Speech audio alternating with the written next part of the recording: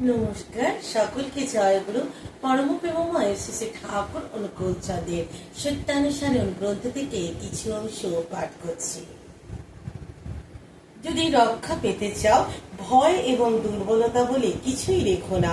সৎ চিন্তা এবং সৎকর্মে ডুবে থাকো। অসতের আসক্তি থেকে ভয়, শোক ও দুঃখ আসে। ঠাকুর বলছেন, যদি রক্ষা পেতে চাও, অর্থাৎ আমাদের জীবনটাকে যদি আমরা রক্ষা করতে চাই, তাহলে আমাদের জীবনে ভয় এবং দুর্বলতা কোনো কিছু থাকলেই কিন্তু আমরা আগে এগিয়ে যেতে পারবো না। কারণ আমরা আমাদের মানুষের জীবনে সব থেকে বড় দুর্বলতা হলো যে আমরা ভয় পাই। কারণ আমরা বেশিরভাগ মানুষই কিন্তু অসৎ পথে চলি। তাই যারা আমরা সৎ পথে চলি, যাদের হৃদয়টা ঈশ্বরের ভালোবাসায় পরিপূর্ণ, কারণ যার হৃদয় ঈশ্বর আছে সে কখনোই কোনো অসৎ কাজ করতে পারে না। আর যদি কখনো করেই ফেলে, তাহলে কিন্তু মুক্ত কণ্ঠে তা আমরা স্বীকার করি।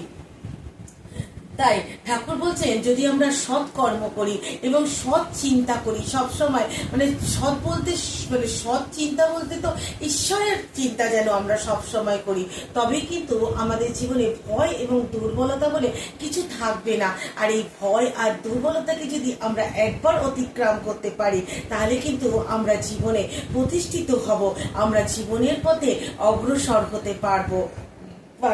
অসতের পরিহার করো এবং সতের অবস্থান হও, ত্রাণ পাবে। তাই ঠাকুর বলছেন, অসৎ পথ যেন আমরা কখনোই অবলম্বন না করি। আমরা যেন সদা সর্বদা সৎ পথে চলি, তবে কিন্তু আমরা আমাদের জীবনের পরিত্রাণ পাব এবং জীবনের যে আসল আনন্দ বা আসল খুশি, সেটাই কিন্তু আমরা লাভ করতে পারবো। আজ এই পর্যন্তই। নমস্কার, জয়।